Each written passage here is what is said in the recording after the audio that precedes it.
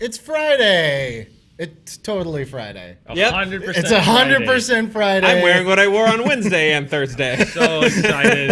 I forgot to change clothes. Guys, we can admit it now. We're Force ghosts. We are. Yes. We're so We overwhelmed. tried so hard at that thing yesterday that we disintegrated, and we are now Force ghosts here on SJU. And so, proven JTE, Force Ghost can sit. There you go. Serious question answered. Boo. It is May the 4th. May the 4th be with you. I don't really know when this started, but I feel like it was within the last few years, right? I think coincidentally, perhaps when Disney bought Star Wars, all of a sudden there was an official Star Wars Day. Yeah. I never really thought about it, but you bring up a good point, Dan, because I know you felt it. You've said it. We've all kind of been feeling maybe a little bit of Star Wars fatigue lately. Yeah, it was spurred on for me by The Last Jedi a little bit, just in the sense that it seems that both sides of the argument had no tolerance for the other, and so there was not a whole lot of great discourse around the movie, I don't think, which became very tiring because I think that people tend to sort of dig in when they make a point, and then all you hear is just finger pointing and yelling, and that's the loudest 10% of both sides, but they were really loud. So Bullhorns were out. Bullhorns were out, and but it's also the idea of like Star Wars it was always a product, but it's more of a product now. Sure. It's more of just a thing that's just going to come out every year, no matter what. And for old people like me, relatively early 30s, mid-30s, really aging. For the people in their mid 30s like me, there has been a bit of an adjustment because we were talking about this earlier. Like when I grew up, Star Wars was a thing that was in the past. Like it was done. It's a long time ago. I was born the In a year that galaxy Return of the far, far Jedi away. came out. Yeah, so it's like it's a weird that like I've made this shift from Star Wars being this thing that I loved growing up that had happened already to in the last less than 20 years, if you think about it, it has ballooned and exploded, and so much. The special editions, the prequels, the new movies, Clone Wars, Clone Rebels, Wars, yeah. And there New were books, always new comics. Right. There were Everything. always ancillary things. Sure, yeah. But at the core of it, there was always the three movies. Mm-hmm. And so it is a bit of an adjustment period of like, do I like this? Do I not? Some of it's good, some of it's not good, and it's there are times when it gets a little like you do get a little nostalgic for like I remember when there were three, Right. and it was just. That's what it was. There really wasn't even much of a discussion beyond the fact that you liked it, or if you didn't like it, you just didn't say anything. You just liked something else. Billy, I know that seems novel. Billy, I leave here talking about Star Wars all day on Wednesdays and go directly to another place where I live stream a Star Wars D&D show on Twitch. Yeah. So I'm fine. Well, I thought today, because we've been a little tired of Star Wars. I know sometimes on SJU, it's just like, oh, another Star Wars story. Oh, God, Solo's coming out. All right. I want to take us back in time. Mm-hmm. I want to take us pre-1999, pre-1998, before we even knew Episode 1 was coming. This was it. Mm-hmm. Right here, what you see, A New Hope, Empire Strikes Back, Return of the Jedi, and Battle for Endor. That's all we had. We had some other cool stuff. We had, one of my favorite things of all time was like the Rogue Squadron video game on N64. There's some good games. There were some good great Star Wars games. But yeah, like oh my, how many? That was a great game. How many hours did I spend on Rogue Squadron? I spent the equivalent of, I'm gonna say, a semester trying to take down the AT-AT. Oh, because you had to navigate it just right to keep but you had to steer out a little bit too, or you'd crash into. There's a learning curve involved. I'd argue that Battlefront has made that way too easy. I play Battlefront now, and I'm like, back in my day with the N64. Because you had to hit the little yellow C button, and the screams of the fake Luke Skywalker voice will haunt my juice because he's like, you just crash. It's so it was very challenging. I feel like that was like halfway through the game. That was the first level, the AT-AT. I think it was like the first. If you didn't get past that, you were boned. You're you done. Just wasted $40, my friend. Yep. Too bad. That's why when people complain about games being too hard, like too hard. Back in the day, and I will say that games used to be impossible. You would never beat them. You would spend years trying to beat games until the Game Genie came out. Oh, I'm still trying to beat GoldenEye. I think if it wasn't for my Game Shark, I would still be on that stupid level where everyone's shooting and you just have to make sure Natalia doesn't die. Oh, in the jungle? Always, yeah. Yes. She always does. She always does. She always does. God, 1997 was great. Slightly, maybe even more impossible Star Wars game. Dark Forces. Dark Forces don't get enough love. That was my Rogue Squadron. I think I played so much Dark Forces. My computer was too slow to handle it, and so I just remember running around on Cloud City. And I've never finished Dark Forces because a combination of it got too hard and then my computer could just no longer manage the graphics. I think what might have been Boba Fett would show up and murder me. A shape that approximated the appearance of Boba Fett. Exactly. Let me know in the comments if any of that is correct. But based on Windows 95. Based on my Pentium's ability to render graphics, that is what I think was happening. But oh god, I loved Dark, especially that opening level of Dark Forces where you're running around and just shooting officers. Was so cool and so fun. So, do you guys remember the first time or kind of the first times that you saw Star Wars? I do. I saw it on the first time I ever saw Star Wars was on the USA Network. Okay. I remember I had a VHS tape for a long time that was in my on top of my VCR in my room that just had handwritten Star Wars on it. And if I wanted to watch Star Wars, I would fast forward through the commercials, and then these babies came out, which were as Luke, right before the special editions, as Lucas said, these would be the final, and he was right. Yeah. The final home release of Star Wars in its unaltered version. Well, they put them on those crappy DVDs where they didn't even try. Yeah, like slow, not even restored. Like non-anamorphic, squeezed on your TV. So yeah, this was still, this is 4:3 though, but at the time we didn't know any better. Yeah. People would complain when things were letterbox. I remember I made my mom take back Armageddon because it was widescreen. It's like, Mom, I cannot watch Armageddon in widescreen. What is this? This is one of my great triumphs of my life. Was I bought a DVD player like way early. I talked my mom into it. And we were watching The Fugitive in widescreen. She's like, "We've got to turn this over. This is distracting." And I said, "Okay, Mom. We're going to watch this scene, and then I'm going to flip the disc over, and we're going to watch it 4:3. And you tell me which one's better." And she acknowledged that the widescreen was better. And we were a widescreen family ever since that day. That's a hell of a victory. That's my origin story.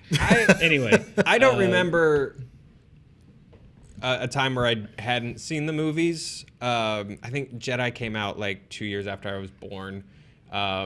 So they were sort of in my brain pretty quickly, I think. And my dad and my brother were really, really big fans. I was born just after that high where, my dad got to take my brother Brian to the theater to see those movies. So it was still like this big event. So I think where we sort of talk about, like, if I ever have kids, like, there's going to be an X-Wing and I'm going to teach them how to be geeks the right way. I think that was the first version of that, maybe, was like, oh, I can't wait for this new thing to get ruined by the thing that we love. But I do remember you mentioning, them coming on the USA Network was whenever they were on TV. It was a huge, huge deal. I would sit down no matter what I was doing, whether it was, TNT would be playing all three, back to back, or USA would be. So whenever they came on, I was seated and watching those movies. Yeah. It was usually, I think that this also might be why it's my favorite lightsaber fight, but I think the scene that I almost would always come in on Star Wars was the Darth walking around the hallways of Death Star 2, just talking shit to Luke until he gets angry enough to come charging out, screaming at him. I feel like that's always the scene where I would come in on, is Luke hiding behind that thing, just sighing and trying not to think. Yeah, I remember my mom was a big Star Wars fan. My dad doesn't really go for this stuff. But she tried to get me to watch Star Wars, and you have to admit, the first half hour of A New Hope, it drags a little bit. Shut up, Billy. Where are we going here? Yeah, with the droids in the desert, I was like, I don't care. Yeah. And then, the special editions came out, and they were in the theater, and it was like, back then, I remember it was like around the block, the theaters. We'd never were seen Star Wars on a big screen before. Right. And I was like, I think I just got caught up in the fever, and I was like, okay, well, I have to go see this. I know I didn't like the first 20 minutes of this. So the first time I saw it in the theater was the special editions, and I didn't know any better. I didn't know that there was, Greedo shot first or any of that. No one cares. We were not bred to hate yet. And I mean, look, I think I didn't like it, but I didn't. I just didn't know any better, but I was didn't like know any better. swept away. I was like, whoa. And so I remember the next day, because I saw it on a Sunday, and Monday was, I think it was Martin Luther King Day or some. Sounds about right. They came out in Yeah, January. some holiday, and I remember I had the next day off, and my neighbors had this set. I was like, can I borrow the next two? And I just plowed through the next two, and sometimes I'm just like, oh, I wish I could grab that feeling of like when Luke got his hand cut off in Empire Strikes Back. I was remember, like, yeah. no What? way! Yeah. That doesn't happen. That Your doesn't hero happen. doesn't lose a body part. Yeah. That's insane. Yeah, so my first kind of experience, at least with New Hope, was theater. I eventually went and saw these two. I think there was a point in like April where you could just literally walk from theater to theater to watch them all. But these VHSs right here, these are like ingrained in my childhood. No, yeah, these are. I probably watched each one of these 30 to 50 times minimum. I'm trying to remember if these are the. I think the special editions might have been the ones with the Malton interview on them. I think that was like at the very beginning. Yeah, at the very beginning with George, which I also owned, and which I also now often when I put in a Star Wars DVD or Blu-ray or whatever. How many versions of Star Wars do we all own here? You don't want to know. I half expect Leonard Maltin to pop up and be like, I'm sitting here with George Lucas. I just remember those interviews. Go back and look at them. George Lucas was wearing a very unflattering turtleneck. Yes, God, you're right. Yeah. It was very tight around his neck, and he had a little bit of the chin, but the turtleneck was so tight that it accentuated the chin. And even as a child, I was like, he's uncomfortable. I think that should have been a better wardrobe choice. Go watch that. I had completely forgotten about the Maltin interviews, and then the first time we were lucky enough to have Leonard Maltin here in the studio, like, I think I was just sitting quietly watching him talk. I wasn't a part of the video or anything. I was just sitting in the back, and all of a sudden it just all rushed back to me. Just, I'm sitting here with George Lucas, and then we're talking, and I was like, ah! Exactly.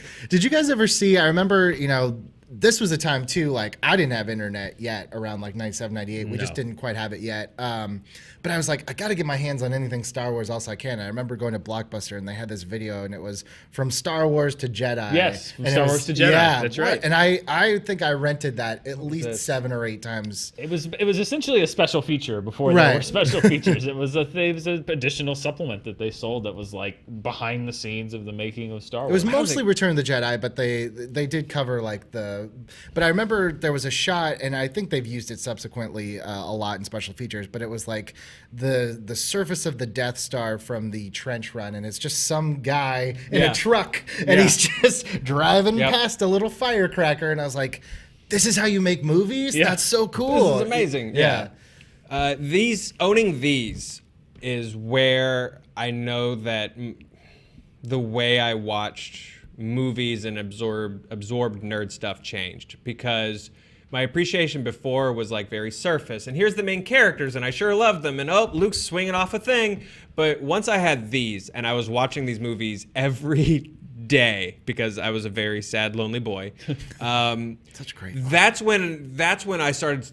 Look at all this stuff in the background, and I love that dude. And like the Ewoks are weird, but that village elder Ewok that's like kind of like white and black, that guy looks dope. Yeah. That's when I started to get real in depth and sort of starting to look around and be like, oh, everyone has a name. Everyone has a very below average book that I still love, even though they're awful written about them. And that's when I started to just really, really dive in. Well, and what I loved about it was you saw it was one of the ones where you look at it and you see that it's the craft of filmmaking. And I think you lose that a little bit now that you have these special editions, and we call them special editions for an entire generation that's not us, and probably most of the people watching They're these just Star videos. Wars. It's just Star Wars, and I think you lose some of it because it felt dated, but not in a bad way. It felt like all of the puppets and all of the miniatures and models and stuff. It just felt right. And what I don't like about the special editions, particularly, and Empire they didn't really touch much, but Jedi and parts of A New Hope, is it looks like everything else now in parts with the CG and everything. Like there are parts of it that just look like you would see that shot of the Millennium Falcon taking off from Mos Eisley, for instance. That is a shot that you would see in a Star Wars movie today.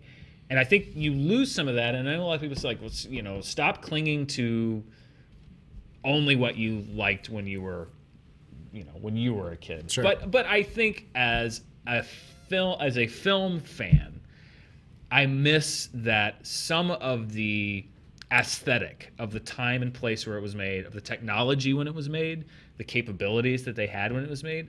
I don't like that a lot of that aesthetic is gone now for the majority of people, unless you have it on those unmastered DVDs or the despecialized editions, which you have to like go online and download 18,000 different things, or these videos. Like I hate that, and I feel like I hope that they figure out a way to again present both versions. And I don't think anyone's going to Lucas and saying, or whoever owns it, who owns it now, and saying take these special editions off the market. But I miss the very tactile nature that these original three had, that I think is missing now from the consumer options that are available, because it's just as important to me, the aesthetic of making it, as the content of it, and I think that's been lost largely. Well, the interesting thing to me is I think for kids, none of this stuff is ever going to look dated for kids. I think if you put the original non-specialized A New Hope in front of a kid, they're still gonna love it. My nephew, when he was little, loved this Speed Racer movie that came out because he's a brilliant kid, and that's a very underrated film. But then he also, from like Walgreens, they bought him like a $5 DVD that had like every episode of the old cartoon, and me now adult brain was like, oh, he's gonna hate that garbage. It's so boring and dumb, and like, no, man, he just sat down. He loved it. So they process that stuff differently. They don't care that there's a but in this version, there's a lady in Jabba's palace that sings the Jedi rap or whatever. Like they don't. Yeah, Jedi rock is just why? I mean, why? But I think you're 100% right, Joe. Just because, like I said, Empire and Jedi were ones that I watched first, the old cuts, and then went to the theater and saw the new cuts. And I don't remember ever thinking like, oh, that's really different. Oh, that's new. Oh, it's just like, it was just Star Wars to me. And I just dove right in, made my parents buy every Star Wars action figure ever made. See, I went in, God, I'm so disappointed in younger me now, but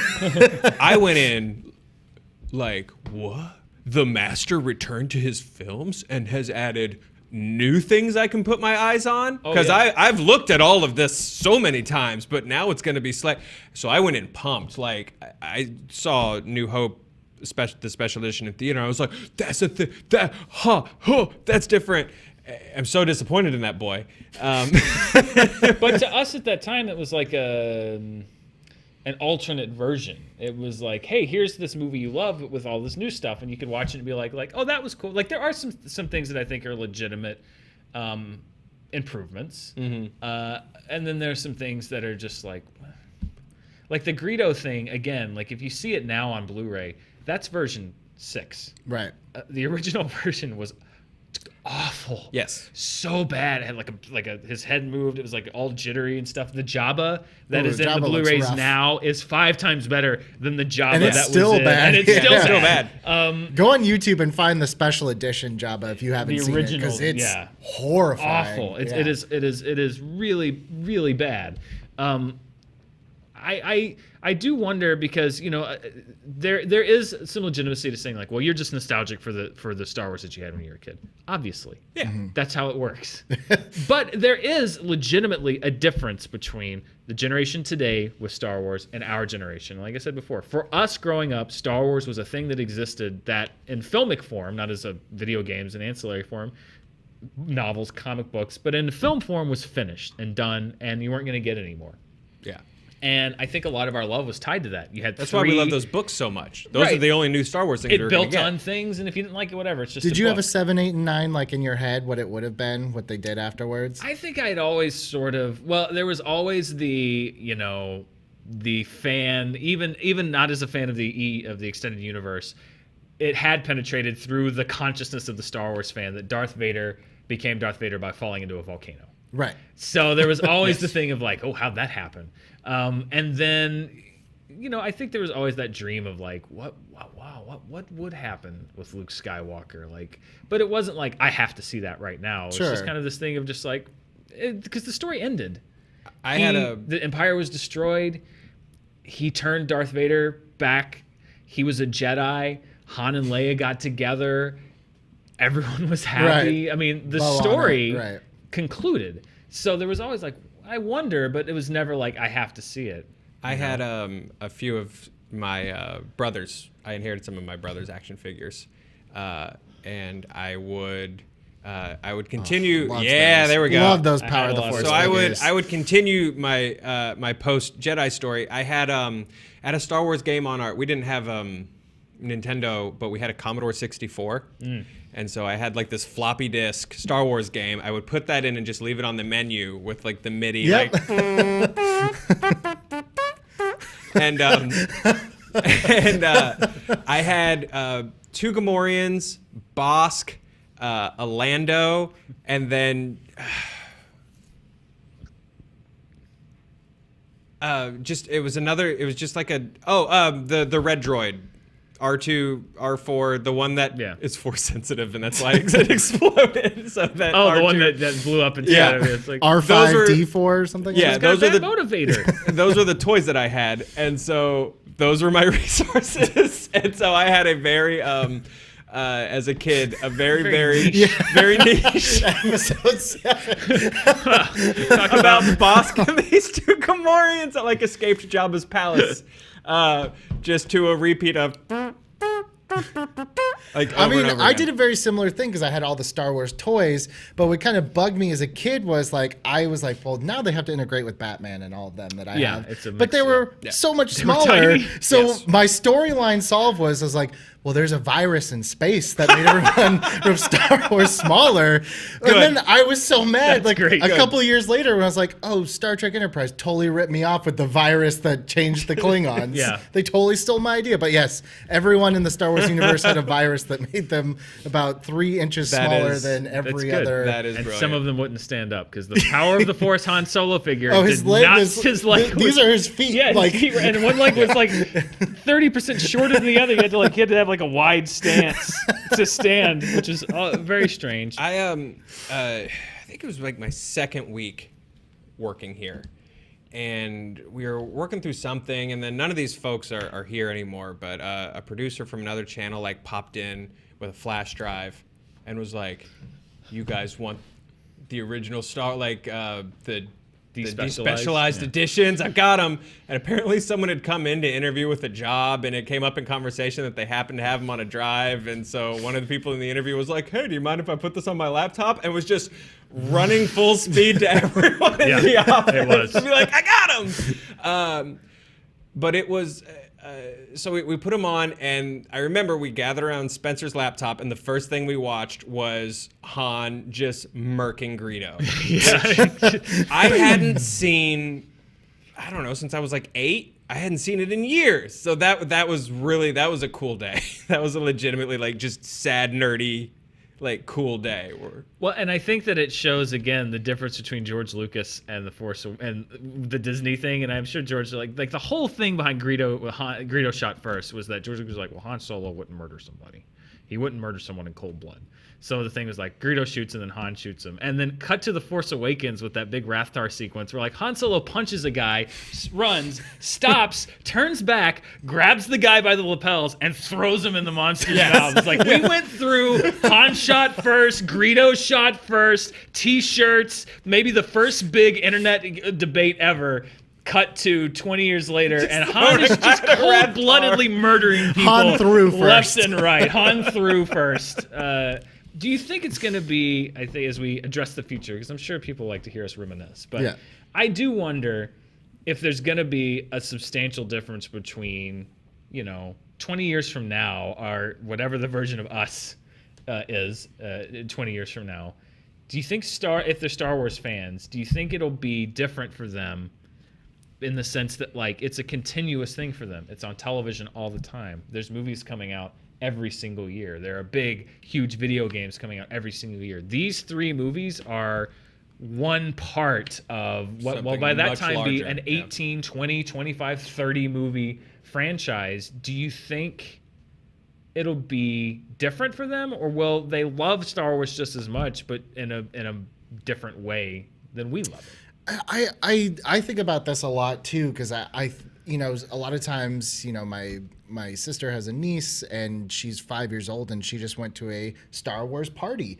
Her first birthday party was her friend did a Star Wars party and she came home. She's never seen a Star Wars anything, but she's like, I'm Rey. And she had like a little balloon lightsaber. So part of me just thinks like this thing is just going to keep going, and maybe these are our Star Wars movies and those will be their Star Wars movies. They're like SNL casts. Yeah, I exactly. I think it's it's kind of like, who's your Batman? Who's your James Bond? Who's your Superman? I just think, Star Wars has now gotten to a point where, it's just going to keep going. And I think every generation will probably have like their Star Wars movies. Yeah, or I think, whatever. in the same way, I was obsessed with Lando and Lobot. They were, I don't know what it was, but I just thought, Lando's cool as shit. That's what it was. Yeah. But, in the same way that I just would wear a cape and run around and pretend to be Lando, which is very problematic now. My nephew, loves Kylo Ren, which to me is hilarious because I'm like, that's also bad. problematic. Yeah, also problematic. Especially for his father. That is a horrible thing. But he I don't know. I think as long as this larger world continues to speak to them, because he's like, I like Kylo Ren. He gets mad like me sometimes, and I'm just like, but I think as long as these movies continue to speak to sort of that you're about to take your first steps into a larger universe, that sort of larger than life space fantasy feel, which is an advantage I think Star Wars has over, say, Marvel or DC even in terms of comic book movies. It feels, the setting of a long time ago in a galaxy far, far away feels infinitely more vast and, what's the word I'm looking for, reverential even. And so I think it will definitely continue.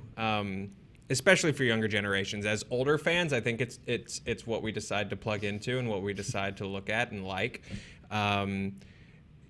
I like the new trilogy, but I really love Clone Wars and Rebels. I love the Edge of the Empire tabletop role-playing game, stuff like that. So I think it's where you start to pick and choose. Even with the spin-offs, I'm like, I don't like these, but I like looking at them.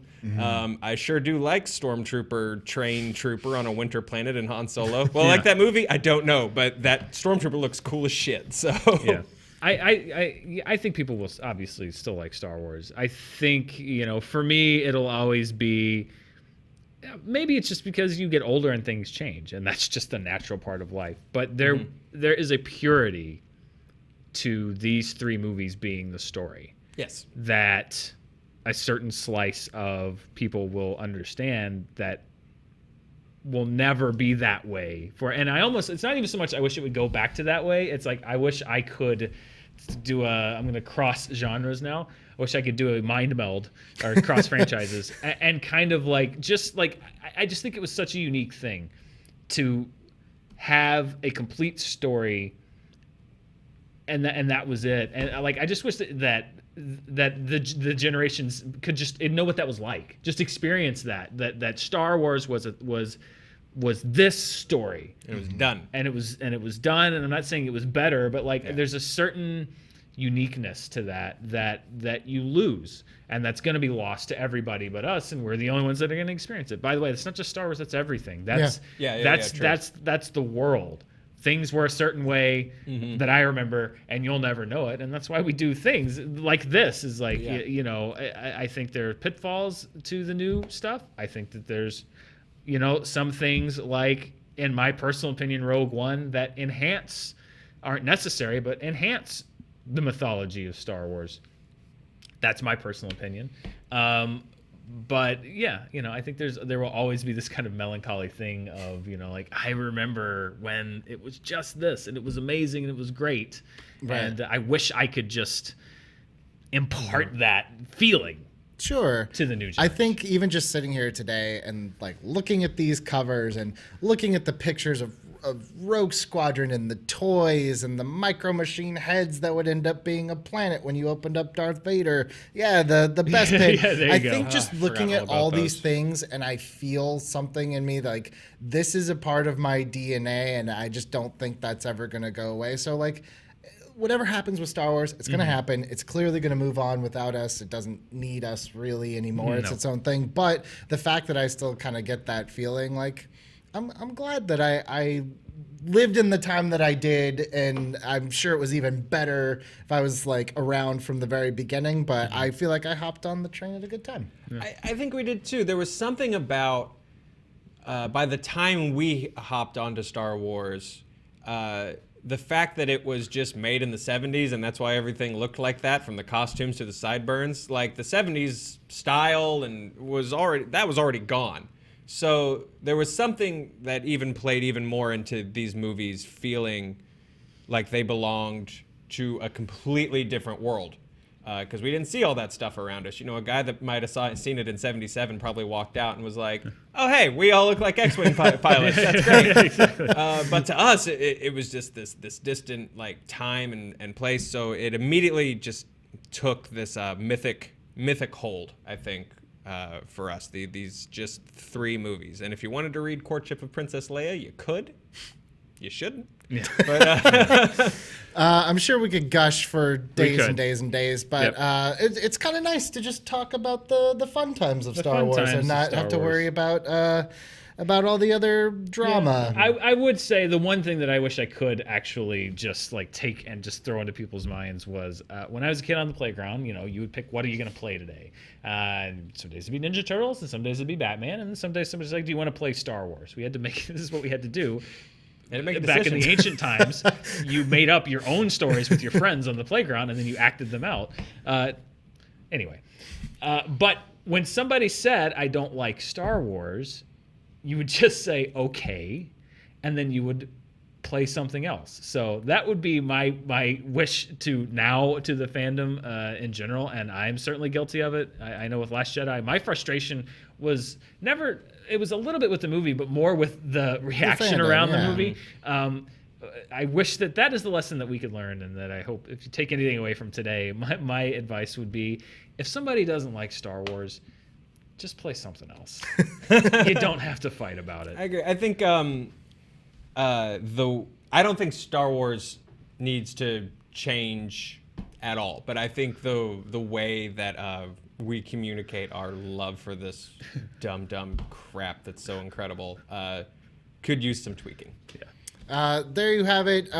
Let's all be better. Remember the fun times. Take the good, take the bad, take them both. There you have the facts of life. The facts of life.